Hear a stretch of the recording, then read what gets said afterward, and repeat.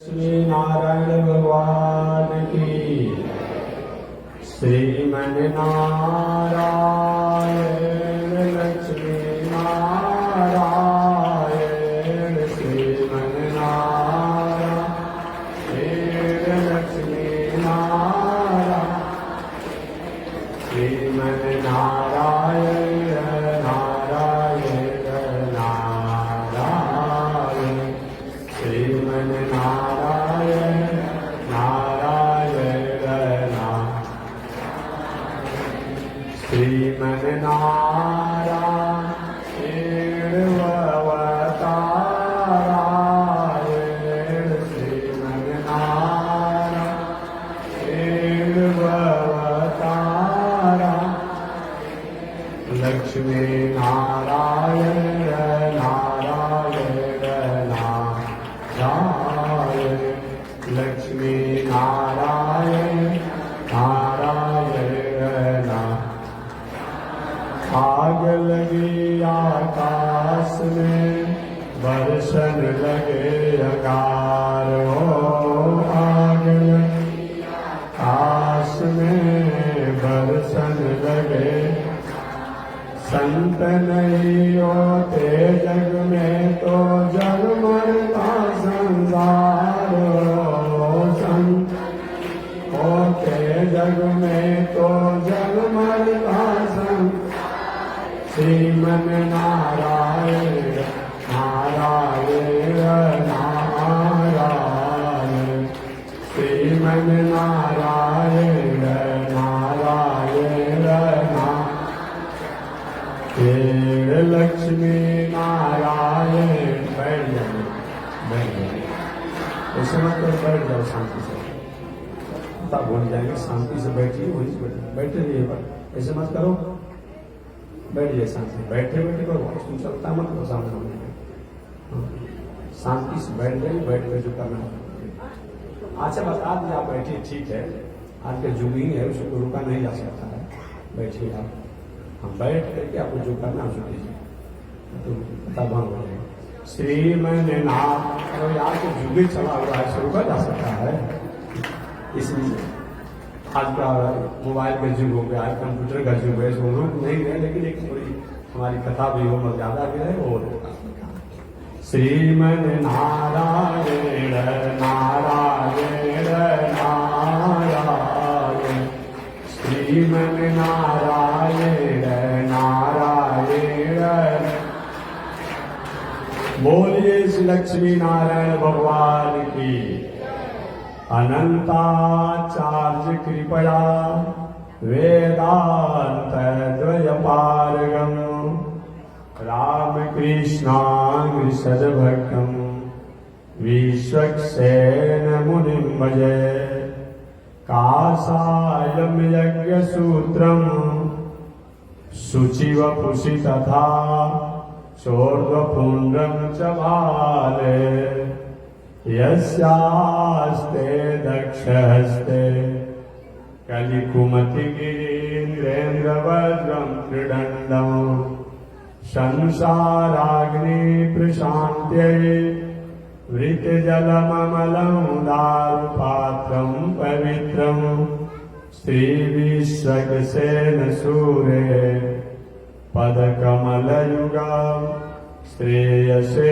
संश्रयामि लक्ष्मीनाथ समारम्भां नाथयामुनिमध्यमाम् अस्मदाचार्यपर्यन्तां वन्दे गुरो परम्परां नारायणाय विद्महे वासुदेवाय धीमहि तन्नो विष्णु प्रचोदयात् महालक्ष्म्यै च विद्महे बालक को पहुंचा दिए शिवास महालक्ष्म्यै च विद्महे विष्णु पत्न्यै च धीमहि तन्नो लक्ष्मी प्रचोदयात् तन्नो लक्ष्मी प्रचोदयात्।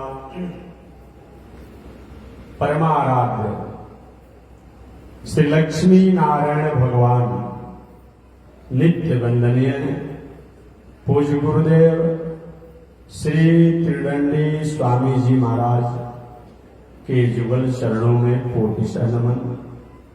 भगवत भागवत आचार्य से कैंकर्य पारायण महानुभाव पावन भूमि पर पावन कथा को निवेदन किया जाता है।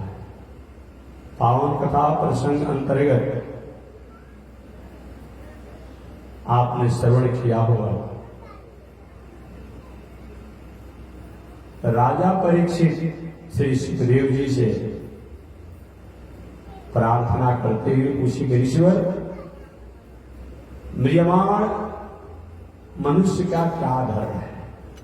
म्रियमाण से को धर्म। अब छोट छोट लड़कियां लेकर मत बैठाइए, नहीं हाँ लिया हाँ व्यवस्था उधर जा कर आप अकेले बैठिए, फिर से क्षमता नहीं होगी या पहुंचा दिया पहुंचा करके अकेले बैठना चाहिए। बैठिए व्यवस्था गुस्सा होती है, व्यवस्था में बहुत बड़ी सुंदरता नहीं होती है। म्रियमाण से को धर्म। म्रियमाण पुरुष का क्या धर्म होता है? हम मरने की तैयारी नहीं किए हैं, मरना निश्चित है, क्या करना चाहिए? जो व्यक्ति इसी रोग से आयु के कारण कोई विषम परिस्थिति आपत्ति काल से गुजरने के कारण अब बहुत दिन तक तो जीने की उम्मीद नहीं हो, ऐसे लोगों को क्या करना चाहिए? जीवन के पूर्व के समय में जिसने न कभी पूजा किया हो, न कहीं पाठ किया हो, बहुत न कहीं जग किया हो, न तीर्थ किया हो, न व्रत किया हो, अचानक डॉक्टर साहब कहेंगे किडनी में फेल, हार्ट में फेल, लिवर में फेल, और तो कुछ हो नहीं सकता। ऐसी अचानक परिस्थितियां आ जाए, अब पहले कुछ किया नहीं है, उनको क्या करना चाहिए? श्री सुखदेव जी कहते हैं, परीक्षित जीतासनो जित श्वासो जित संगो जितेन्द्रिया अस्थूले भगवतो रूपे मन संधारे धिया। जीतासनो, सबसे पहले तो अपना बैठकबाजी जो है इसको शुद्ध करें। सबसे पहले जीतासन, आसन को जीते और कम से कम 1-2 घंटा एक आसन पर बैठने का अभ्यास करें। जीते श्वास हो, मन वाणी शरीर से किसी के अहित की भावना मत सोचे। जीते संगो, अच्छे लोगों का संग करे, बुरे संगों से त्याग करे, इसको जित संग कहा जाता है। और जितेंद्रिय,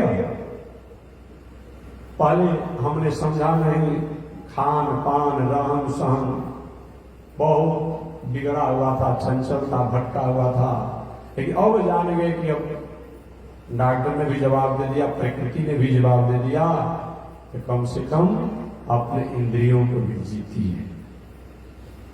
आसन जीतिए, मन वाणी से किसी के अहित की भावना न हो, ये भी संयम कीजिए।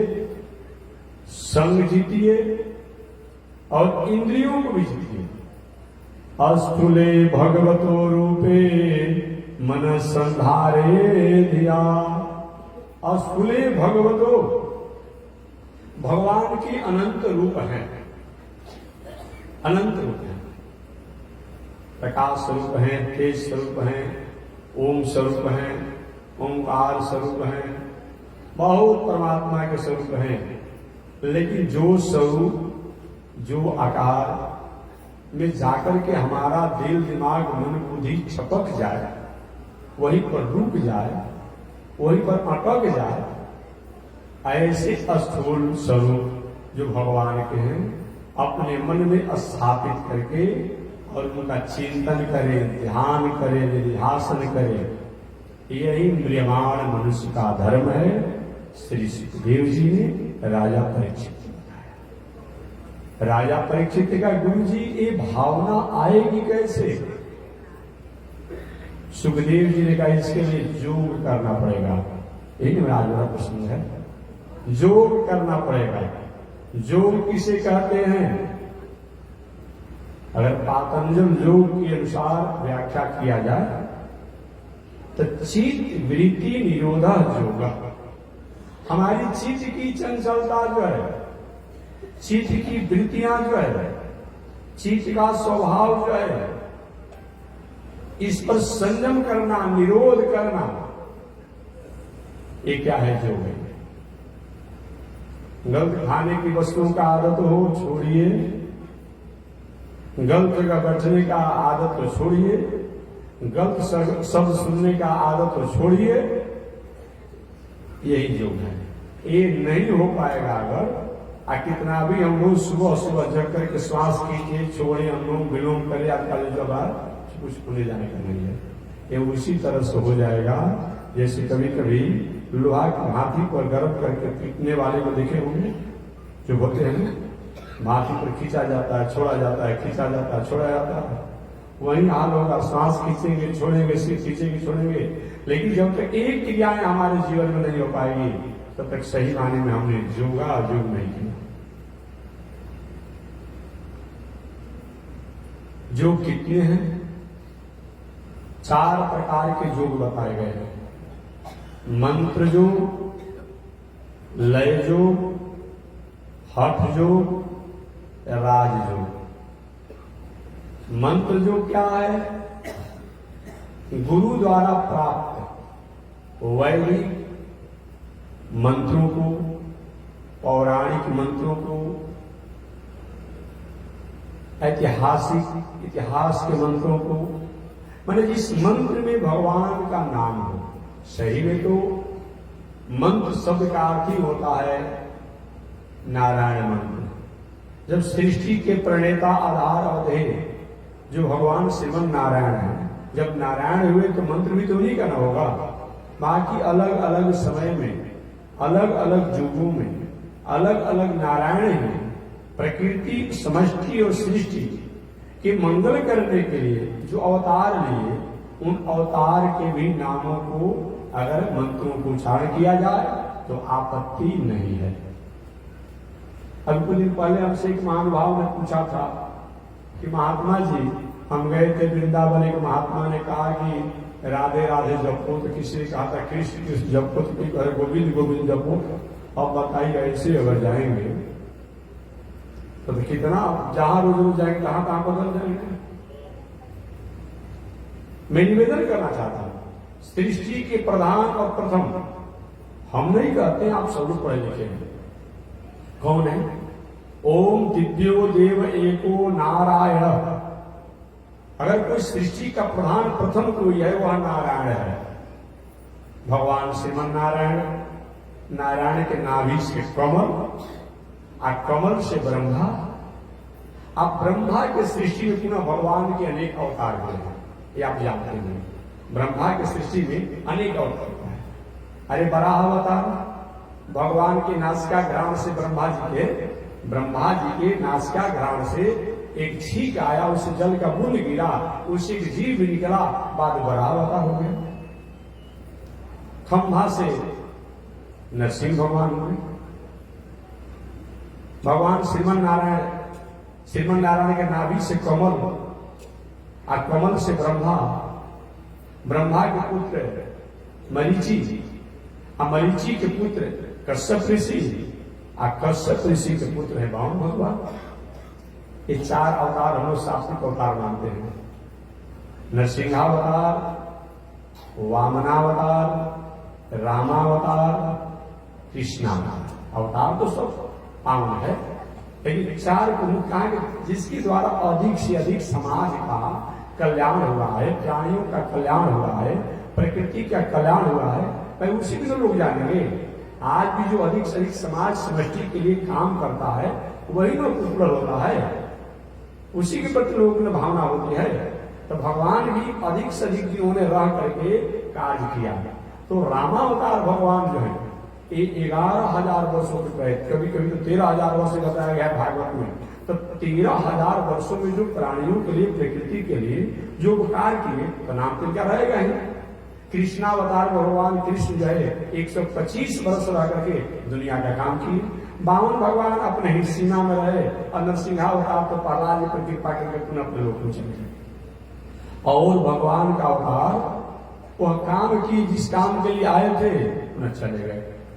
लेकिन ये अवतार जो है रामावतार, कृष्णावतार और वामनावतार, ये बहुत उपकार प्राणियों का हुआ है, अतः इनकी अधिक चर्चा नहीं।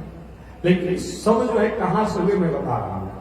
भगवान नारायण से कमल, कमल से ब्रह्मा जी, ब्रह्मा जी के नासिका घरान से बराहावतार,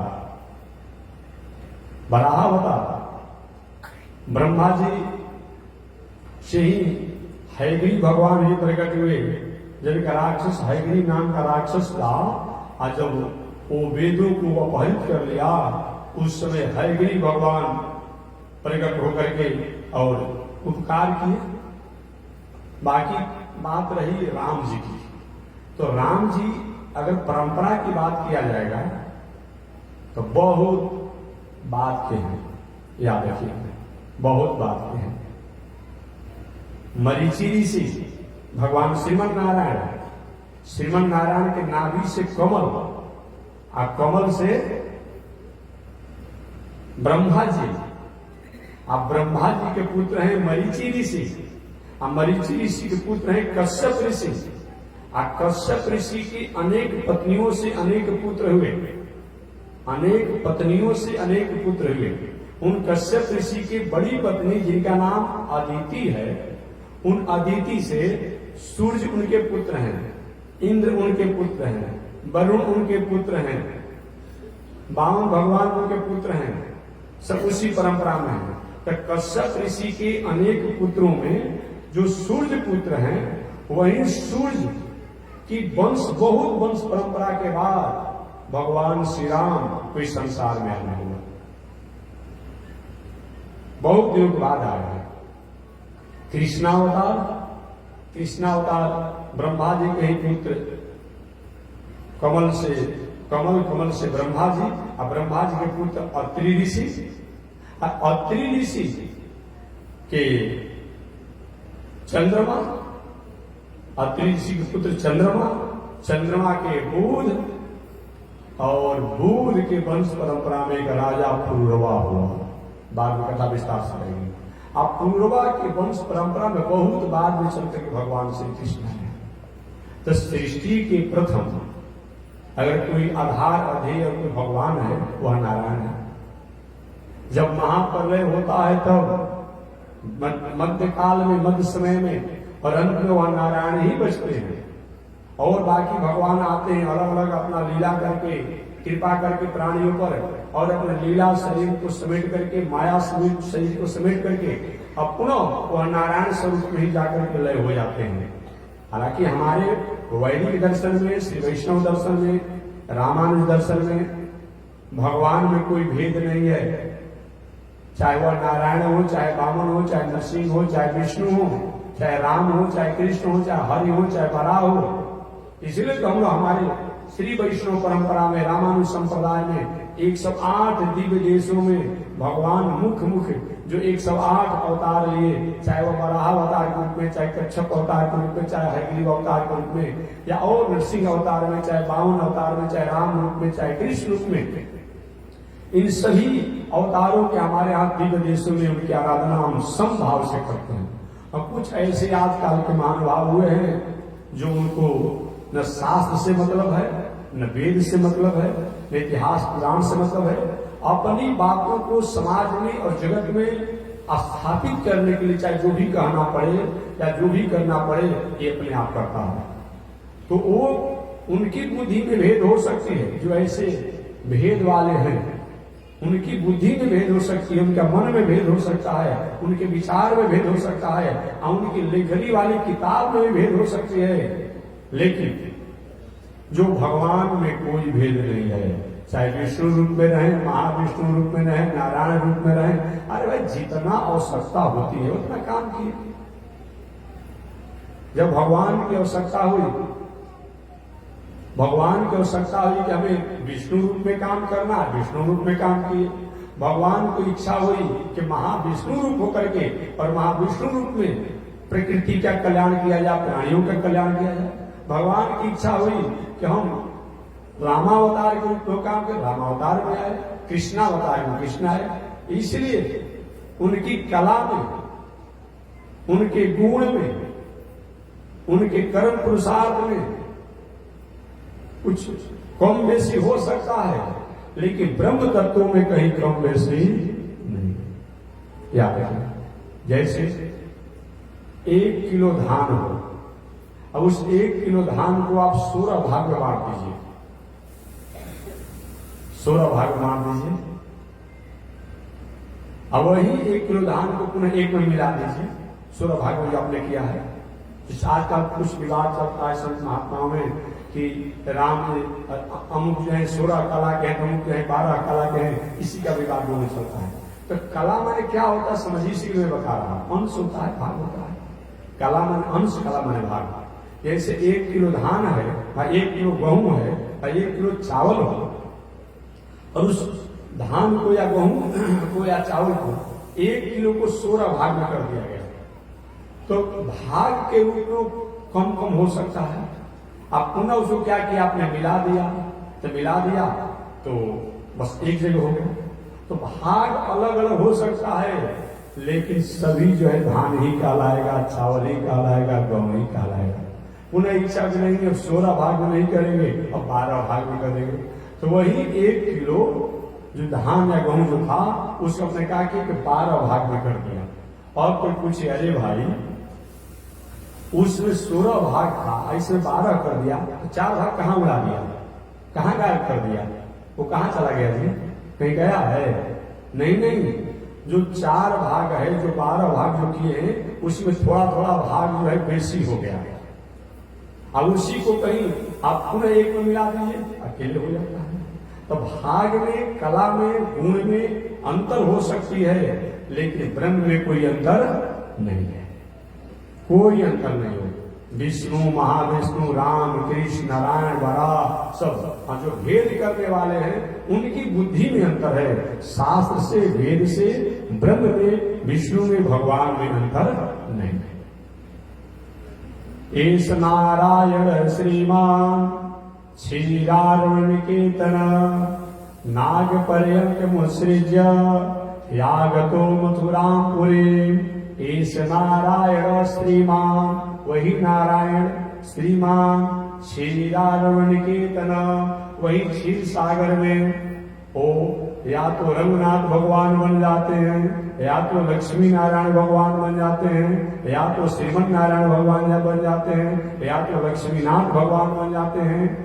एस नारायण श्रीमान क्षीरारुणिकेतन नाग पर्यंक मुसृज्य यागतो मथुरापुरी। वही है कभी कभी राम बन करके, कभी कभी मथुरा में कृष्ण बन करके आ जाते हैं, अतः उनमें कोई अंतर नहीं। तो भगवान की मंत्र जो के बारे में व्याख्या कर रहा था। मंत्र जो है क्या चीज?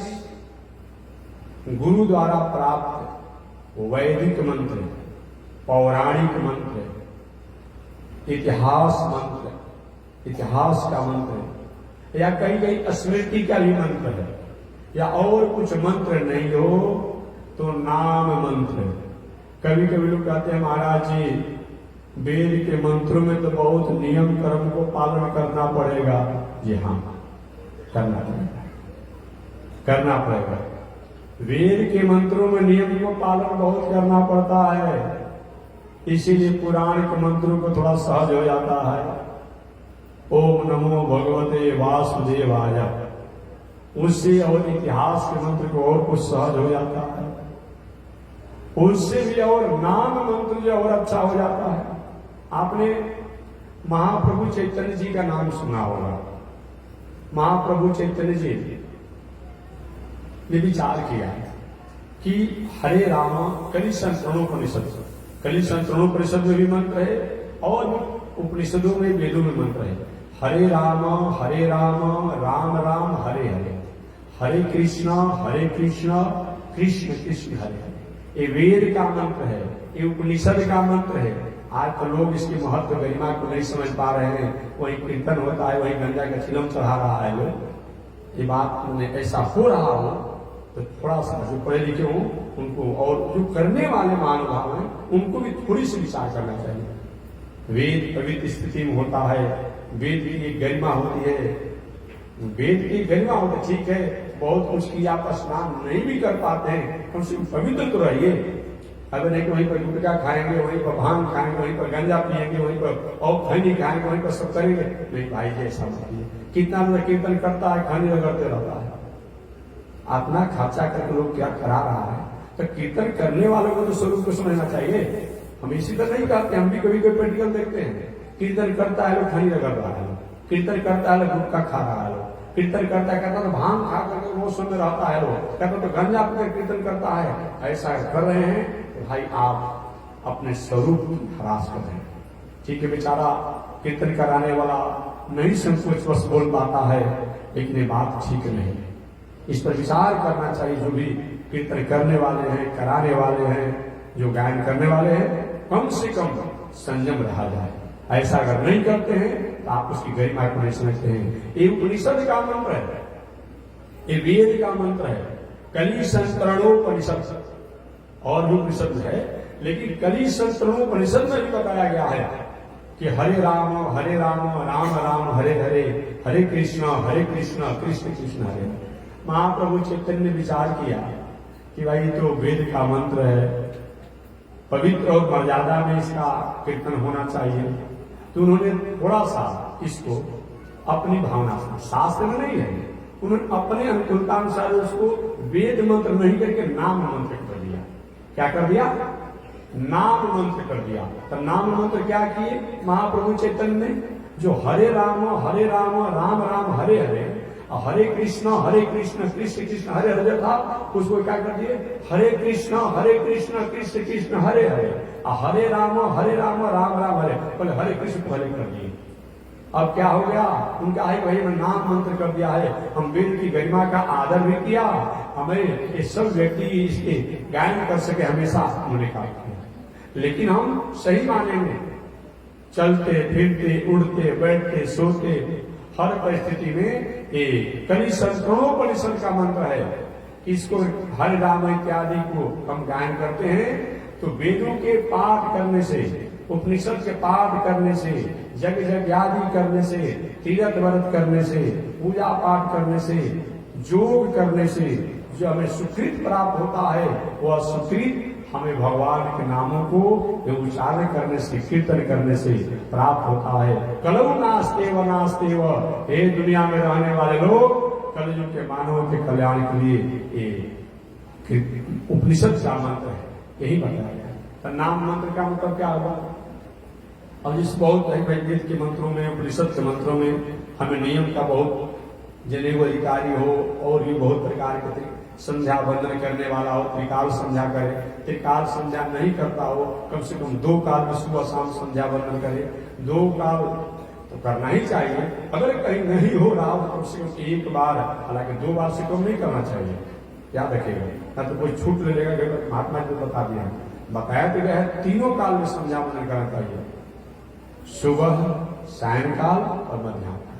अगर कहीं विषम परिस्थितियां हो रही, 3 काल नहीं कर पा रहे हैं, तो सुबह शाम कर लीजिए, और मध्याह्न काल जहां रहिए, कम से कम भावना ही करके उस संध्या के मंत्रों को, संध्या की प्रक्रियाओं को स्मरण ही कर रहे। कुछ न कुछ होना चाहिए।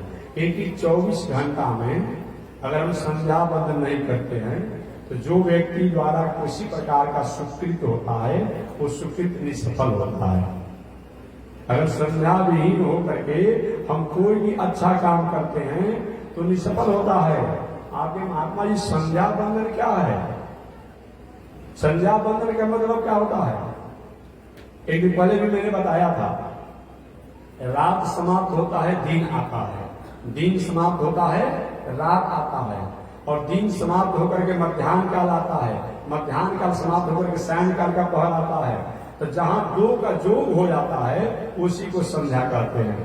रात समापन हुआ, दिन आने वाला है, दिन समापन हुआ, रात आने वाला है, जिसको अपनी भाषा में आप गदबेर कहते हैं। प्रातः काल कहते हैं और मध्याह्न काल कहते हैं। प्रातः काल, मध्याह्न काल और सायं काल। ये कब होना चाहिए? उत्तमा तारकोपेता मध्यमा तारा लुटका। प्रातः काल जो है इस संध्या बंदन का बताया गया है। उत्तमा तारकोपेता, उत्तम तो संध्या बंदन तब है जब आकाश में तारा दिखाई पड़े और उस समय अगर संध्या किया जाए उत्तम है। और मध्यम तब है जब तारा लगभग समाप्त हो रहा हो दिखाई देना, तब है। और साधारण तब है कि पूरा आकाश लाल हो गया हो। मध्याह्न काल में सूर्य जब मध्य में रहते हो वो मध्याह्न काल का है, या 11:30 बजे से 12:30 के बीच हो जाना चाहिए। और सायंकाल का आकाश में जब तक तारे दिखाई न पड़े उत्तम है। अगर तारे कुछ दिखाई, लालिमा कुछ दिखाई पड़ने लगे, मैंने सूर्य के अस्त होने से पहले सायंकाल में अगर किया जाता है तो उत्तम है। और सूर्य अस्त हो जाए, अगर संध्या बंदन शाम का किया तो मध्यम है। और तारा दिखाई पड़ने लगे और शाम को संध्या किया जाए तो साधारण है, साधारण बताया गया है। जबकि ये कहीं महाराज बहुत बड़ा झंझट है, झंझट बहुत वो हो जाएगा। तो चलिए ऋषियों ने थोड़ा सा सुधार कर दिया और कुछ नहीं, तो सूर्योदय से कम 1.5 घंटा पहले जग जाना चाहिए। अगर 1.5 घंटा जगने का अभ्यास नहीं है तो कम से कम 45 मिनट पहले आप जग जाइए। सुबह में जो हम जगते हैं उस समय की जो वायु चलती है वो अमृत के समान हमारे शरीर को स्वास्थ्य कारक होती है, स्वास्थ्य वर्धक होती है। उस समय अगर हम जगते हैं तो हमारे शरीर स्वास्थ्य के लिए वो वायु जो होता है वो स्वास्थ्य वर्धक होता है, आरोग्य वर्धक होता है।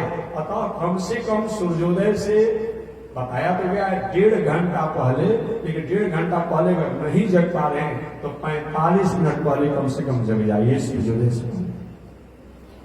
मध्याह्न काल तो आप समझिए कि मध्याह्न का 11:30 बजे से 12 बजे के बीच। और सायंकाल आप समझिएगा कि सूर्यास्त लगभग समय तक। ये संध्या करने का है। संध्या में होता क्या है, ये तीनों काल में हमारे आप के द्वारा जान में अनजान में कोई त्रुटियां हो जाती, हम नहीं चाहते हैं कोई बात हमारे द्वारा बाणी झूठ बोला गया। खेती आप लोग कर रहे हैं, नहीं चाह रहे हैं, हल की जुताई करते समय, खाद बिया छींटते समय, दवा छींटते समय, आर कुल करते समय, बहुत ऐसे हैं बिया को डालते समय, बिया को कबाते समय, गेहूं को बोते से जब गेहूं का मौसम रहेगा तब ऐसे समय नहीं चाहते हैं, अनेक जीव जंतु मर जाते हैं। हम चाहते नहीं हैं, लेकिन हमारे द्वारा हो जाता है। भोजन बनाते समय उसमें कीटाणु हो गए, हमने पटकने में मर जाते हैं। आटा को चालने में, भोजन बनाते समय जीव में मर जाते हैं। सब्जी में, फल में जो जीव है मर जाते हैं। शौचालय हम जाते हैं, बाथरूम जाते हैं, गंध आ रहा है, इसमें लिक्विड डाल दिए, जो जीव थे मर गए। हम चाहते नहीं मारना, मर जाते हैं। और भी ऐसे हमारे द्वारा 24 घंटा में जो जान अनजान में जो त्रुटियां हो जाती है, जो पाप हो जाता है, जो दोष हो जाता है, उसके मार्जन के लिए हमें संध्या बंदन करना चाहिए। ऐसा कोई व्यक्ति है क्या जो इससे अलग होगा? कोई भी व्यक्ति नहीं है। हम हो तब, आप हो तब, कोई हो। कुछ दार्शनिक लोग जो हैं, हमारे ही परंपरा, सनातन परंपरा के हैं, जब संन्यास ले लेते हैं तो सीखा को छिलवा लेते हैं, चुटकी को, और जनेऊ को निकाल कर फेंक देते, कहते हैं हमारे पास छुटका नहीं लगेगा। अरे छुटका लगने की बात थोड़ी है भाई, कम से कम एक कमुआ तो होगा ना। आप रास्ते में जा रहे हैं, आपके जूता से, चप्पल से, अमुक से ये कितने जीव मर जाते हैं, ये दोष होता है कि नहीं होता है? इनके मार्जन के लिए हमें संध्या बंदन निश्चित रूप में करना चाहिए। या जिन देवताओं द्वारा सूर्य ने हमें प्रकाश दिया, चंद्रमा ने हमें शीतलता दिया, पृथ्वी ने हमें आधार दिया, जिन पर हम फल फूल अन्न इत्यादि प्राप्त करते हैं, आकाश द्वारा अवकाश प्राप्त होता है। आकाश का गुण है कि हमारी बात आप तक सुनाई पड़ती है। और जहां आकाश तत्व नहीं होता है, हमारे शरीर में भी आकाश तत्व है और बाहर भी है, जहां आकाश तत्व नहीं होता है वहां कान में कान लगाकर बात करके सुनाई नहीं पड़ेगा। इसलिए कभी कभी आविष्कारक लोग ऊपर जाते हैं, चंद्र ग्रह पर और जहां कहा जाते हैं वहां आकाश तत्वों का अभाव होता है, इसलिए मशीन लेकर जाते हैं, बहुत नजदीक से लेकर के आते हैं, नजदीक से कुछ बात करना पड़ता है तो सुनाई नहीं पड़ता है। तो आकाश द्वारा हमें इस शब्द की सुनाई पड़ता है। सूर्य, चंद्रमा, आकाश, वायु द्वारा हम उपकार को प्राप्त करते हैं। अग्नि हमारे शरीर का भीतर भी और बाहर भी है, इनके लिए भी हमारा भी कर्तव्य होता है। रास्ते में आप जा रहे हैं, कोई व्यक्ति आपको प्यास लगा है और कोई व्यक्ति आपको एक गिलास पानी पिला देता है, उसको आप आभार व्यक्त करते हैं, धन्यवाद भाई जी, प्यास से मैं तड़प रहा था लेकिन आपने हमें पानी पिला दिया, मैं आपको धन्यवाद ज्ञापन करता हूं। उसको आप धन्यवाद ज्ञापन करते हैं। अजिन सूर्य, चंद्रमा, आकाश, अग्नि, वायु इत्यादि द्वारा हमारा उपकार होता है और उनका हम धन्यवाद ज्ञापन नहीं करेंगे, उनका हम ज्ञापन नहीं करेंगे, ज्ञापन करना चाहिए। इसीलिए मंत्र को बोल करके, स्तुति को बोल करके और कुछ सूर्य के लिए जल दे करके, सूर्य के लिए जल दे करके, अब एक दिन खाली आप साल में तय कर लेंगे छठ जही आएगा उस दिन फिर सूर्य को जल देंगे, नहीं, ऐसा मत कीजिए। आप रोज नियम बना लीजिए, आप रोज नियम बना लीजिए कि सूर्य को हमें जल देना है। नास्तिक कभी कभी प्रश्न करता है नास्तिक लोग कि बताइए सूर्य कहाँ है और जल कहाँ से दिया जा रहा है, भला जल उनको मिलता है? इसी तरह से लोग बकवास करता है लोग। अब बताइए ये कोई मतलब होता है जी? और आज ऐसा बात नहीं किया जाएगा। सूर्य कहाँ है, खाली जल के साथ नियम लागू होगा, सूर्य वहीं पर है ना। आज सौर ऊर्जा लगा दिया गया है और सौर ऊर्जा द्वारा हम बोल तो प्रकाश देते ही नहीं लगे हैं। और तो कम से कम मत करिए, एक जमाना होगा जो सौर ऊर्जा का आविष्कार नहीं हुआ हुआ, वही सूर्य है, लेकिन यहाँ जब सौर ऊर्जा लगा दिया गया, सौर प्लेट लगा दिया गया तो हम उनके द्वारा बिजली प्राप्त करते हैं, तो यहाँ से जल देने को सूर्य को नहीं मिलता है। एक बार एक महात्मा जी जा रहे थे, नास्तिकों का भी अपना एक जमौड़ा होता है, तो नास्तिक क्या महाराज जी कहाँ जा रहे हैं, क्या कर रहे हैं? कह के जा रहे हैं स्नान करने के लिए। अच्छा, स्नान करने जा रहे हैं? हाँ। ये बताइए कि और क्या करेंगे? सूर्य को जल देंगे। तो बताइए सूर्य कहाँ है, कहाँ से जल्दी में पहुंचता है? तो महात्मा जी थोड़ा नटखट स्वभाव थे, नटखट समझते हैं ना, कहीं इसको तो वेद उपनिषद की कथा सुनाएंगे तो समझ में नहीं पाएगा। तो उन्होंने बड़े जोर से उसको गाली दिया। अरे कहा तुम्हें गाली दे दिया, तो हिम्मत कैसे पड़ी गाली करने के लिए? कैसे हिम्मत पड़ी? कि वाह, मैं तुम्हारी माता को, तुम्हारी बहन को मैं पहचानता नहीं हूँ, चिंता नहीं हूँ, जानता भी नहीं कि है कि मर गई क्या है, और गाली तुम्हारे पास पहुंच गया और सूर्य को हम जल दर नहीं पहुंच रहा है। बताइए, देखिए रास्ता में जाते समय अब तुम किसी को गाली दो, हमें गाली दे दिया, हमारी माता को गाली दे दिया, हमारी बहन को अपने गाली दे दिया, हमारे बाप को अपने गाली दे दिया, और बताइए बेचारा उनकी माता बहन बाप को देखा भी नहीं होगा, लेकिन गाली पहुंच जा रहा है और जब नहीं पहुंच रहा है तो नास्तिकों को, नास्तिक को उसी तरह का जवाब देना पड़ेगा। अब आप वेद का वाक्य बोलेंगे, वेद का श्लोक बोलेंगे, उपनिषद का श्लोक सुनेगा वो। हमारे स्वामी जी कभी कहते थे कि चोर जो है कहीं चोरी करके कुरेटी में भाग रहा, खेत घर में भाग रहा हो, आप जीटी रोड पकड़ेगा, पकड़ाएगा? उसके लिए तो उसके पीछे पीछे दौड़ना पड़ेगा और तब न पकड़ने आएगा। तो वही बात है, नास्तिकों का ऐसा ऐसा बात कहेगा कि मत पूछिए।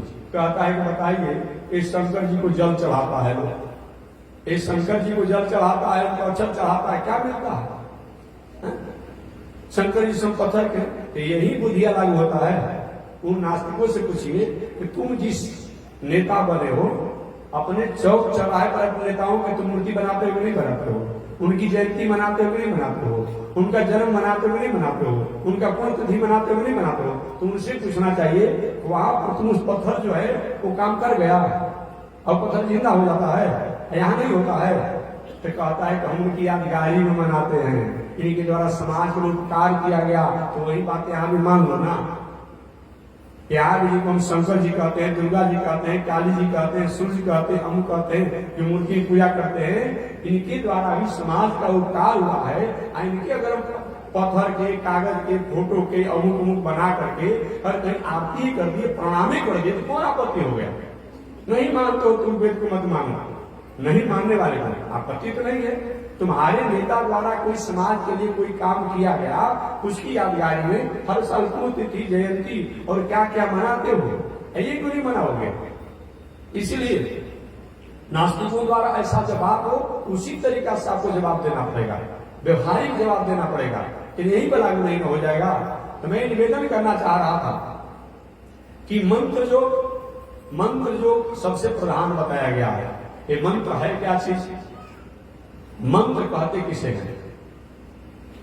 मंत्र में 2 अक्षर है, मंत्र। मंत्र जिसको मनन करने से, जिसको जप करने से, जिसको कथन करने से, जिनका गायन करने से, जिनका उच्चारण करने से मन हमारा तर जाए, उबर जाए, पवित्र हो जाए, उसी का नाम क्या है? मंत्र। बात समझ गए? अगर शास्त्रीय परिपाटी में मंत्र की व्याख्या किया जाए तो प्रेरणा वाक्य को मंत्र कहा जाता है। जिसके द्वारा हमें प्रेरणा प्राप्त होता है उनको मंत्र कहते हैं। जैसे मातृ देवो भव, पितृ देवो भव, सत्यम वद, धर्मम चर। ये क्या है? जिसके द्वारा प्रेरणा प्राप्त होता हो। माता पिता थोड़ा खड़े मिजाज के हो, फिर भी जिनके द्वारा हमने जन्म प्राप्त किया है उनको देवता के समान आदर कीजिए। इनकी जिंदगी भर भोजन नहीं दिए, हम मरने के बाद तल पे आमी करते हो, ऐसे थोड़े काम चलेगा। नहीं, जिंदा में भी उनको तृप्त कीजिए, कपड़ा से, भोजन से, दवा से, वाणी से, व्यवहार से, सेवा से। अब मरने के बाद भी उनको आप तृप्त कीजिए, तब तो ठीक बात है। इन्हें कल मरने के बाद ही तर्पण श्राद्ध करेंगे, वो भी कीजिए, लेकिन जिंदा में भी करना चाहिए। तो जैसे मातृ देवो भव, माता को देवता समझो, पिता को देवता समझो, आचार्य को देवता समझो, सत्यम वद, धर्मम चर। जो प्रेरणा देता है, जो सतपथ पर अच्छे मार्ग पर चलने के हमें संदेश देता है, आज्ञा देता है, उसको मंत्र कहते हैं। जिसमें नमः शब्द हो उसको भी मंत्र कहा जाता है।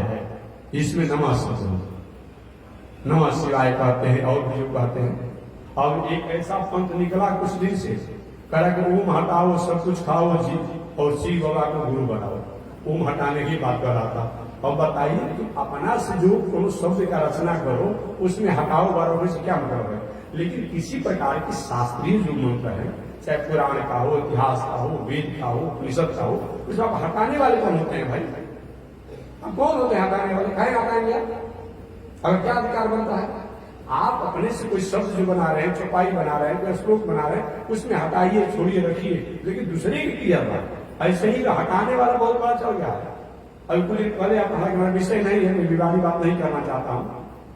कुछ दिन पहले सुने जब में कि हनुमान चालीसा में बहुत से शब्दों को कद हटा दिया गया। और बताइए, अरे भाई वो जो हनुमान चालीसा की रचना करने वाले हैं उनके द्वारा क्या भावना को लेकर किया गया, वो बड़ा बात विचार करे ना। तो क्या कितना रामचरितमानस से पढ़िए, कितना वैपुष्य है उसमें जो है, कितनी विद्वता है। आप एक शब्द को पढ़िए ना, भला उनको समझ नहीं आ रहा था मानसकार जी को कि शंकर सुमन किसी ने कहा कह दिए, अब आप अपने से बदलना शुरू कर दीजिएगा।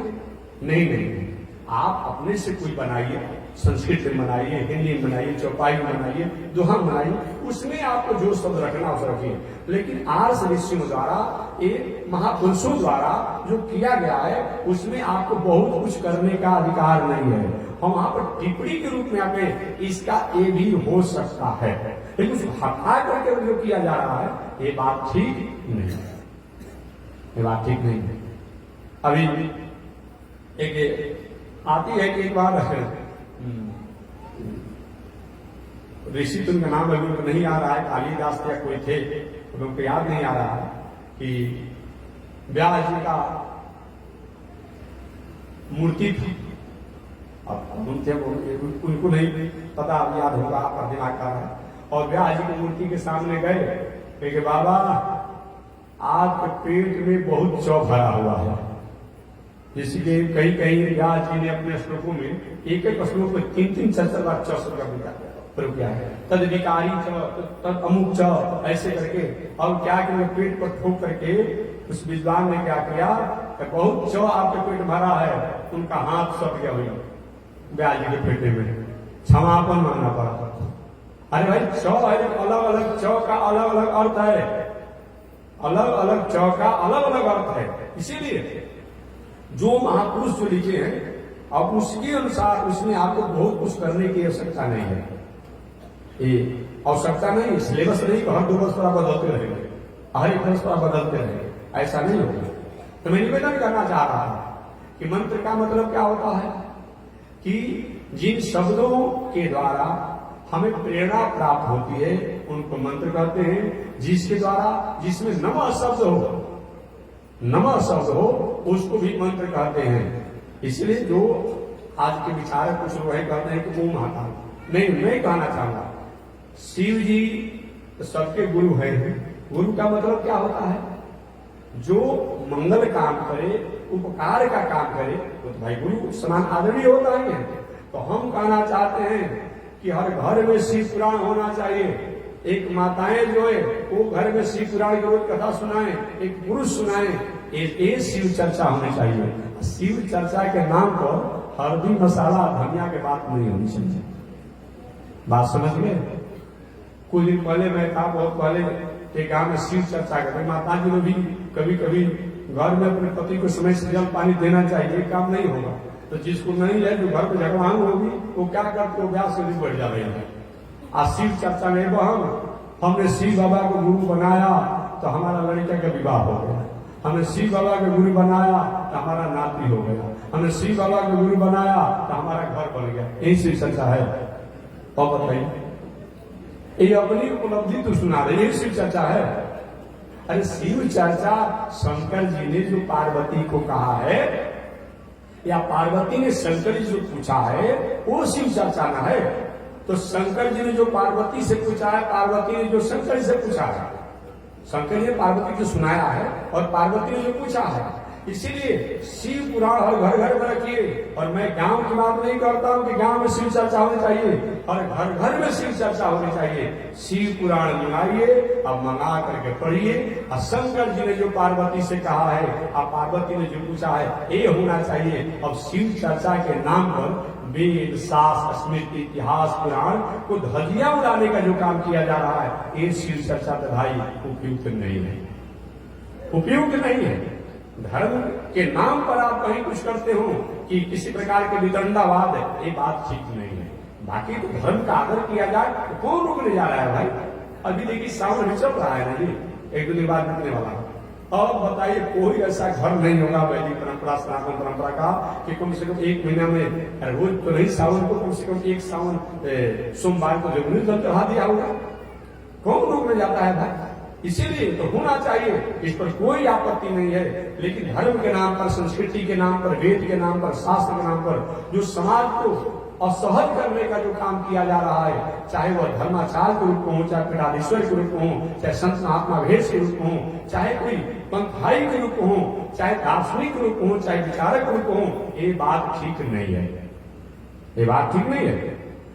तो जिसमें नमः शब्द हो उसको भी मंत्र कहा जाता है। अजी नमः का अर्थ क्या होता है जी? नमः माने नमस्कार तो सब हम लोग जानते हैं, नमः माने नमस्कार, प्रणाम तो हम सब जानते हैं। लेकिन नमः का एकाक्षरी कोश के अनुसार क्या अर्थ होगा? नौ माने नहीं, मह माने मेरा। जब हम प्रणाम करते हैं तो मेरा कुछ नहीं है, ये सब आपका है, मैं आपका नमस्कार करना हूं।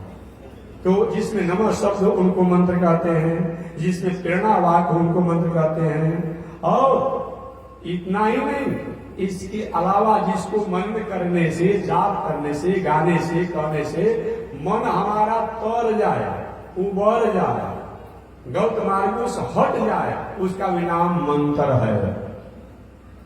वाल्मीकि जी बहुत बड़े अपराधी थे।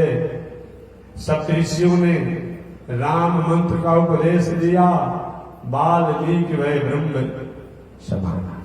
ठीक है, ये मंत्र है। इस मंत्र को जप करने से मन हमारा तर जाए, उबर जाए, गलत कर्मों को हमेशा हमेशा के संकल्प करके त्याग कर दे, मंत्र है। और भी मंत्र की अलग अलग व्याख्या है। गुप्यते प्रभासते ज्ञाते, गुप्यते प्रभासते ज्ञायते जायते इति मंत्र। जो गोपनीय से गोपनीय तत्वों को, जिनको जानने से, पढ़ने से, अनुसंधान करने से, कथन करने से, गायन करने से तत्वों को प्राप्त होता हो, उनको ही मंत्र कहते हैं। या अगले शब्द मंत्र की व्याख्या, जो छिपे हुए तत्वों को, छिपे हुए ज्ञान को, छिपे हुए स्वरूप को, जिनके जाप करने से, कथन करने से जो प्राप्त होता हो, उसका नाम क्या है? मंत्र। मंत्र जो, ये मंत्र जो गुरु द्वारा प्राप्त मंत्र।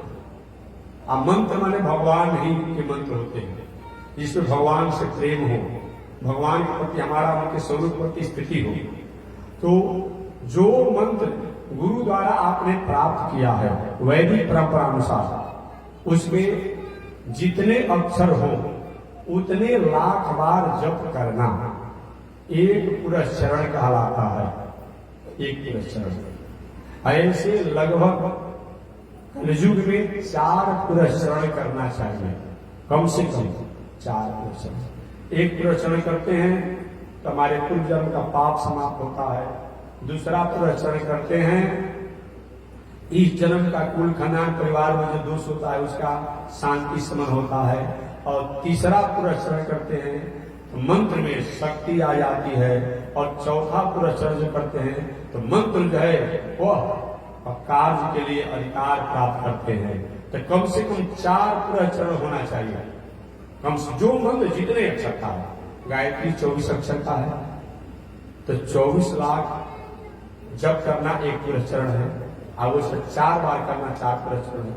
एक और बात, कहीं मान लिया आपने पूजा पाठ अनुष्ठान शुरू किया, कोई लड़का का जन्म हो गया, कोई मृत्यु हो गया, अब उसमें क्या करना चाहिए वो तो सूत्र लगते हैं। अगर जो आपने संकल्प ले लिया है, अनुष्ठान ले लिया है, अब बीच में कोई शौच आ जाए, आप अपना अनुष्ठान कर लीजिए। हाँ, उस शौच अवस्था के लोगों द्वारा उसमें आप अपने क्रिया मत कीजिए, जलांजलि करने में जाइए, तर्पण करने में जाइए। अब बीच में उसको छोड़िए मत, छोड़िए मत। हाँ, जो करने वाला है, ताकि वह परिवार जो करता है सो करेगा। इस प्रकार से ये मंत्र को सम्यक प्रकार से नाम, गुण, रूप, धाम, लीला इत्यादि को स्वरूप करते हुए 4 पुरस्चरण, जो मंत्र जितने अक्षर का है उतने लाख बार जप करना, इस प्रकार 4 पुरस्चरण करना ये मंत्र जो है। इसके द्वारा होता क्या है? वेद को पाठ करने से, जप करने से, तीर्थ करने से, व्रत करने से और योग करने से जो साधना होती है वो मंत्र को जप करने से भी हम प्राप्त करते हैं। आज कलयुग में तो मंत्र जो सबसे उत्तम बताया गया है, इसमें किसी प्रकार के किसी से लेना देना नहीं है। जब करना आज देख रहे हैं पूरे गांव, जिला, जवार क्षेत्र के लोग लगे हुए हैं और 4 महीनों से लगे रहेंगे। कितना परेशानी है। किसी से चावल मांगना है, किसी से दाल मांगना है, किसी से हवन का सामान मांगना है, किसी से कपड़ा मांगना है, किसी से अमुक मांगना है, मैंने सबसे मांगना है। तीर्थ व्रत करने में बल चाहिए, शरीर में स्थिति नहीं रही है। तीर्थ व्रत करने में हमें बल चाहिए और जग जग आदि करने में धन चाहिए, लेकिन भगवान के नाम के मंत्र जप करने में कुछ नहीं चाहिए, खाली मन चाहिए, मन चाहिए। इसलिए जो तीर्थ करने से, जप करने से और अनेक प्रकार के योग करने से जो हमें फल प्राप्त होता है वो भगवान के नामों को जप करने से प्राप्त होता है। इसलिए कलयुग में मंत्र जो है ये क्या है? मंत्र योग श्रेष्ठ है, श्रेष्ठ है मंत्र योग। दूसरा क्या है? लय योग। लय योग क्या है आप समझते होंगे। आप भोजन कर रहे थे, अचानक किसी ने कहा कि अमुक संबंधी थे, अमुक मित्र थे, अचानक हार्ट अटैक किया, चले गए। आप भोजन कर रहे हैं, जल पी रहे हैं, चाय पी रहे हैं, अखबार पढ़ रहे हैं, लेकिन आपका प्रेमी आदमी तुमसे बहुत आपका घड़ा था, स्नेह था, अब आपका मन वहां चला गया, दिल वहां चला गया, दिमाग वहां चला गया, बुद्धि वहां चला गया। कहां? जो आपके मित्र की जो घटना घटी है, ये क्या है? लय युग है। लय युग में तन भले हमारा संसार में रहता है, संसार के व्यवहार में रहता है, लेकिन हमारा मन बुद्धि चित्त जो है वही जाकर हमेशा लय रहता है, विलय रहता है। ये लय युग है, ये और श्रेष्ठ है। मीरा जी की यही स्थिति थी। परिवार के लोगों द्वारा कोई विष पिला रहा था, कोई सांपों से डसवा रहा था, कोई प्रताड़ना भी किया, लेकिन मीरा जी तो लय हो गई थी उन कृष्ण में। तो आपने जाना है, बहुत कुछ बताना नहीं। ये लय जो है, चलते फिरते उठते बैठते बोलते सुनते हर परिस्थिति में उन परमात्मा का स्मरण और चिंतन बना रहना। मंत्र जो, लय जो। और तीसरा क्या होता है? और लय जो के बारे में और उदाहरण दे रहे। लय जो क्या होता है? रास्ते में आप जा रहे थे और रास्ते में आप जा रहे थे, अचानक क्या हुआ कि आपने देखा किसी घटना हो, साइकिल से गिर गया, गोड़ में चोट लग गया, खून बहने लगा। अब वो घटना हो गई है, लेकिन आप जब भी खाने के लिए सोने के लिए बैठते हैं हमेशा वही दिमाग है, कैसे घटना, कैसे गिर गया, जो खून से पैर में से खून निकल गया। अब घटना हो गई है, लेकिन हमेशा वो दिमाग पर बात बैठा हुआ है, दिल पर बात बैठा हुआ है, बुद्धि पर बैठा हुआ है, चित्त पर बैठा हुआ है। ये क्या है? लय युग है। लय युग में हमारा तन कहीं भी रहता है, लेकिन हमारा मन बुद्धि चित्त जो है उस कार्य, उस घटनाओं में, उस चरित्रों में, उस स्वरूपों में लय रहता है। ये लय युग, ये भी अच्छा है। मंत्र जो, लय जो। और तीसरा है हठ योग।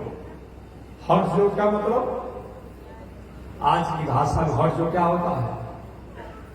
खड़ेसरी बाबा है, 12 वर्षों से खड़े हैं, 24 वर्षों से खड़े हैं, ठीक, खड़ेसरी बाबा है, अच्छी बात है, लेकिन खड़ेसरी बाबा को गांजा नहीं छूट रहा है। और बताइए, 24 वर्ष तक खड़ा होने में आपका सहवेदना हो रही, परेशानी हो रही है, उसको आपने स्वीकार कर लिया। एक वो साधारण आपका बिल्कुल जो गांजा नहीं छूट रहा है, नहीं, आप रहिए खड़ेसरी। बहुत एक खड़ेसरी बाबा है, बहुत देखेंगे कि वो क्या है, लंगेसरी बाबा है। जाड़ा के मौसम में, माघ के मौसम में, पुष के मौसम में वो क्या करेंगे? नहाएंगे, ऐसे कर रहेगा। ऐसे बहुत से संत हैं। अभी तो कुंभ के अवसर पर देखेंगे कि कांट बिछा करके लोग अब उसी पर सूखा हुआ है। ऐसा ऐसा जो होता है, बहुत प्रकार के। ठीक है, हमें आप अपने इंद्रियों को संयम रखिए, इंद्रियों द्वारा जो उस पर कहीं हमारा चंचल न हो, इसीलिए करते हैं। साथ ही साथ हमारे जीवन में जो दुर्गुण हो उसको त्यागें। ये तो संसारिक हठ जो है, खड़ेसरी, मेघडंबर, मौनी, अमुक, फलहारी, ये सब ठीक है, इस पर कोई विरोध नहीं है। लेकिन साथ ही साथ हठ योग का मतलब क्या होता है? ह अठ। हमारी नासिका में 2 छेद हैं, नासिका में 2 छेद हैं, बायां और दाहिना छिद्र है। बाएं नासिका छिद्र को इंगला कहा जाता है और दाहिने नासिका छिद्र को पिंगला कहा जाता है। इंगला पिंगला, दाहिना बाएं, बाएं को इंगला और दाहिने को पिंगला कहा जाता है। इंगला और पिंगला इसको नाड़ी कहा जाता है, नासिका छिद्र को, या बायां नासिका छिद्र और दाहिना नासिका छिद्र। अब दोनों नासिका छिद्र जहां जाकर के मिलती है उसको सुखुम्ना नाड़ी कहा जाता है। इंगला नाड़ी, पिंगला नाड़ी और सुखुम्ना नाड़ी, दोनों नासिका छिद्र जहां को मिलती है उसका कहा जाता है सुखुम्ना नाड़ी कहा जाता है। इस प्रकार हमारे नासिका छिद्रों से, एक नासिका से श्वास आता है और एक नासिका से श्वास को छोड़ना चाहिए, चलना चाहिए, उसको दोनों से लेते हैं, दोनों से छूटते हैं। तो एक हठ जो का मतलब होता है, एक नासिका छिद्रों से श्वासों को खींचना, माने खींचना, और पुनः उस खींचे हुए श्वास को कुछ देरों तक रोक करके रखना। अब पुनः जिस नासिका छिद्रों से श्वास को खींचे हैं उसके विपरीत नासिका छिद्रों से, अगर दाहिना से खींचे हैं तो बायां से छोड़िए, और बायां से खींचे हैं तो दाहिना से छोड़िए। इस प्रकार से जो इंगला और पिंगला नाड़ी है, जो सुखुन्ना नाड़ी कहाँ जाकर मिल जाती है, वही श्वास जो खींचे हैं, उस खींचे हुए श्वास को कुछ देर तक रोक करके रखना। और उस खींच कर रोकते समय, रोक कर रखते समय भगवान के जिस छवि में आपको प्रसन्नता होती हो, उस स्वरूप को अपने ललाट पर ध्यान करिए। वहां नहीं हो रहा तो तालू पर ध्यान करिए, यहाँ नहीं हो तो गर्दन के पास ध्यान कीजिए, यहाँ नहीं हो तो छाती पर हृदय में ध्यान कीजिए, यहाँ नहीं हो तो नाभि के सामने ध्यान कीजिए। मैंने सबसे अच्छा तो हृदय के पास ही बताया गया है, सबसे अच्छा यही ध्यान बताया गया है। ऐसे स्वरूप को ध्यान करते हुए बैठे रहना, एक क्या है, हठ योग है। इसी का नाम क्या है, हठ योग। माने हमारे नासिका छिद्र से जो श्वास आता है, उस श्वास को खींच करके श्वास को रोकना, और रोक करके भगवान के जिस छवि स्वरूप में आनंद आता हो उसमें ध्यान चिंतन करना, एक क्या है, हठ योग है। और आगे और भी आगे बताया गया है, कुंडली जागरण इसी के द्वारा बहुत लोग करते हैं। कुंडली जागरण में आप जानते हैं कुंडली जागरण है क्या, ये क्या चीज है? अब सांप जो है कहीं गणूर मार करके बैठा हुआ है, हमको रास्ते से जाना है, क्या करेंगे? डंडा से करें कोई इधर उधर हो गया तो आग जो अगर नदी के ले जाते हैं तो सांप आग को लेकर भयभीत हो जाता है। तो हम जेब ही चलते,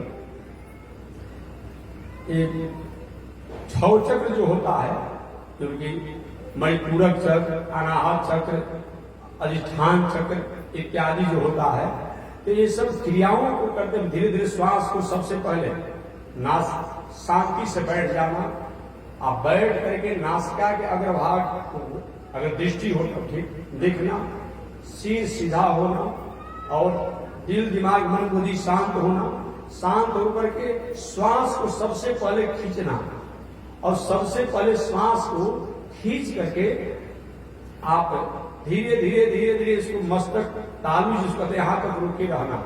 और रोक कर रखते समय सबसे पहले पेशाब इंद्रिय जो है, माने नाभि और पेशाब इंद्रिय, इन दोनों का बीच जो है इसको त्रिकोण कहा जाता है। कभी कहते हैं किसी को तेज प्रकाश हमको प्राप्त हुआ, तो नाभि और पेशाब इंद्रिय के बीच का क्षेत्र जो है वहां पर पहले चिंतन ध्यान करना, फिर धीरे धीरे ध्यान को नाभि पर उठाना, नाभि से हृदय पर उठाना, हृदय से कंठ तक ध्यान करना, और कंठ के बाद फिर ललाट पर, और ललाट के बाद फिर तालू। इस प्रकार से क्रिया को एक करना, एक क्रिया को करना। ये भी बताया गया कुंडली जागरण में क्या होता है कि हमारे ही भीतर जो प्रकाश है, ज्ञान है, वह इस क्रिया को करने से हम कौन हैं, हम क्यों आए हैं, हमें क्या करना चाहिए, इसका हमें प्रबोध होता है, ज्ञान होता है। ये सब कुंडली जागरण के माध्यम से ये सब होना चाहिए, सब हठ जो है। इसी के अंतराल में कुछ खेचरी मुद्रा भी होती है, इसी ये भी हठे योग में भी आता है। खेचरी मुद्रा के अलावा और भी अनेक प्रकार के योग साधन होते हैं। उस खेचरी मुद्रा में क्या होते हैं, उस ध्यान करते समय ये जीव को कंठ में, जीव को कंठ के पास ले जाकर के मोड़ करके रह करके और बैठना। उस समय जब चिंतन ध्यान करते हैं तो अमृत पान का जो आनंद होता है वही आनंद में प्राप्त होता है, और आत्म प्रबोध आत्म ज्ञान प्राप्त होता है। ये सब क्या है, ये सब हठ योग है। बाकी तो संसारिक फ्रेशरी हो जाना, मौनी हो जाना, ये सब तो दुनिया में लोग जानते हैं, ये सब हठ योग है। और चौथे योग का नाम है राज योग। एक लाइन टेन लाइन रोड है, राज योग क्या है, एक लाइन है, 8 रास्ता वाला मार्ग है। अगर कहीं एक रास्ता कहीं जाम भी हो जाएगा, दूसरे रास्ता से आगे बढ़ जाएंगे, दूसरा भी जाम हो जाएगा, दूसरे से निकल जाएंगे, और तीसरा कहीं टूट गया तो चौथे रास्ता से निकल जाएंगे, और जहां एक ही रास्ता हो तो एक जाम में फंसे रहेंगे। तो ये योग जो है, राज योग जो है, एक क्या है, 3 लाइन और 8 लाइन का रास्ता है राज योग। यह राज योग है क्या चीज, यम, नियम, आसन, प्राणायाम, प्रत्याहार, धारणा, ध्यान और समाधि। यही राजयोग है। ये राजयोग होता क्या है, यम क्या है, तो बड़े व्याख्या में कर चुका है। राजयोग क्या है, अहिंसा, सत्य, अस्तेय, ब्रह्मचर्य, अपरिग्रह। ये राजयोग का प्रथम सीढ़ी है। 8 योग को, यम नियम आसन अष्टांग योग को राजयोग कहा जाता है। तो यम सबसे पहले अष्टांग योग का प्रथम श्रेणी क्या है, यम है। यम क्या मतलब, अहिंसा, सत्य, अस्तेय, ब्रह्मचर्य, अपरिग्रह। अहिंसा, मन वाणी शरीर से किसी की हिंसा की वृत्ति नहीं होना, ये योग है। सत्यमय जीवन जीना, ये योग है, अहिंसा सत्य। अस्तेय, गलत तरीका से धन संपत्ति नहीं कमाना, ये योग है, अहिंसा सत्य अस्तेय। ब्रह्मचर्य, विवाह शादी हुआ तो अपनी पत्नी की मर्यादा के साथ रहें और बाकी दुनिया की नारियों को माता के समान आदर करें, ये क्या है, योग है, ये ब्रह्मचर्य है। तो अहिंसा सत्य अस्तेय ब्रह्मचर्य अपरिग्रह। और माने नहीं, जो नहीं रखने लायक हो, नहीं स्वीकार करने वाले हो, उसको नहीं स्वीकार करना, इसका नाम क्या है, अपरिग्रह। इस प्रकार ये योग है। और दूसरा होता है नियम। ये दूसरा राजयोग का दूसरा श्रेणी है, नियम। नियम में धृति, क्षमा, संतोष, अलोभ। विषम से विषम परिस्थिति आ जाए, अच्छे कर्मों का त्याग नहीं होना। कैसे कुछ लोग कहते हैं, महाराज हमारे यहाँ तो नवरात्र नहीं सहता है, कुछ लोग कह देता है नवरात्र नहीं सहता है। क्या हुआ भाई, आज तो घटना हो गई थी। तो हम पूछते हैं कि क्या सहता है, हमको बता दे, भोजन करना सहता है ना, बता दीजिए हमसे। ऐसा कोई घर होगा कि नहीं होगा कि भोजन किया होगा, सोता होगा, सोते रह गया होगा, प्राय घर में होगा। ऐसा कोई घर होगा कि नहीं होगा कि रात में चौकी पर खाटी पर सुता सोते रह गया। तो कहीं को हमारे घर में सोना नहीं सहता है, अरे सोते रह गया था ना। एक हमारे घर में सोना नहीं सहता है, खाना नहीं सहता है, हॉस्पिटल में जाना नहीं सहता है, दवाई खाना नहीं सहता है कि तुम दवाई खा फिर भी मर गया कि हमारा दवाई नहीं सहता है। ऐसा कोई करता है। कपड़ा पहने थे, कपड़ा पहन कर मर गए कि हमारे यहाँ कपड़ा पहनना नहीं सहता। ऐसा कभी सुने हैं आपने? नहीं। विषम से विषम परिस्थितियों के आने के बाद भी अच्छे कर्मों का त्याग नहीं करना, बुरे कर्मों की तरफ पैर नहीं बढ़ाना, इसका नाम क्या है, धृति है। धृति, क्षमा, धन जन पद प्रतिष्ठा जितना बढ़े उतना सहज हो जाइए, सरल हो जाइए, सुलभ हो जाइए, सुगम हो जाइए। धृति, क्षमा, संतोष। और संतोष जितने में रहिए, मुस्कुराते रहिए, प्रसन्न रहिए, हमेशा भगवान को धन्यवाद दीजिए, संतोष। धृति, क्षमा, संतोष, अलोभ। और कभी भी गलत लोभ नहीं करना, ये इसी का नाम क्या है, नियम है। ये योग का दूसरा श्रेणी है। तो व्याख्या करने में तो आप लोगों को देर हो जाएगी, तो इतने पर भी छोड़ देते हैं। कल राजयोग की विस्तार से व्याख्या मैं करूंगा, क्योंकि माताओं को भी, आप लोग भी जाना है, अपने दूर दूर घर जाना है, तो समय से पहुंच जाए, बरसात का समय है। तो शेष चर्चा अगले दिन मैं करूंगा राजयोग की, जो कि सबसे योगों में श्रेष्ठ और उत्तम बताया गया है।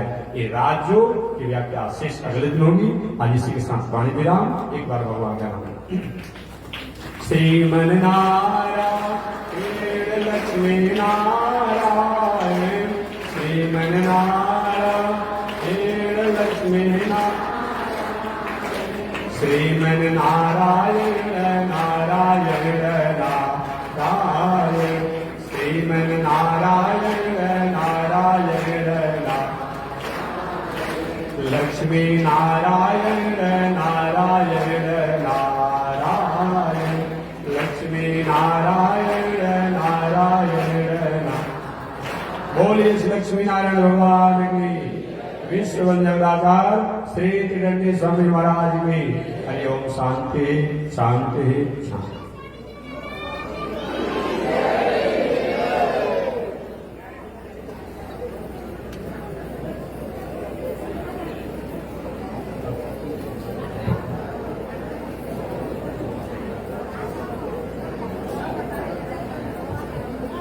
ओम चंद्रमा मनसो जात, चक्षो सूरजो अजायत, श्रोत्राद्वायुष प्राणसमुखादग्निरजायत, श्रीसदे लक्ष्मी सुवर्ण्या अहोरात्रे पार्श्व स्वे नक्षत्राणि रूपमस्मिनौ व्यातम् ईश्वरिकाळ मोमयि काळ सर्वलोकं मयि काळ काषायं यज्ञसूत्रं शुचिवपुषि तथा चोर्ध्वपुण्ड्रं सवारे यस्यास्ते दक्षस्ते कलिकुमतिगिरीन्द्रेन्द्रवज्रं त्रिदण्डं संसाराग्नि प्रशान्ते मृतजलममलं दारुपात्रं पवित्रं श्रीविश्वक्सेन सूरे पदकमलयुगं श्रीयसे संश्रयामि अमर्यादशूर चलमतिरसुयाब्दसवगो कृतज्ञो दूरवाणि स्मर परवतो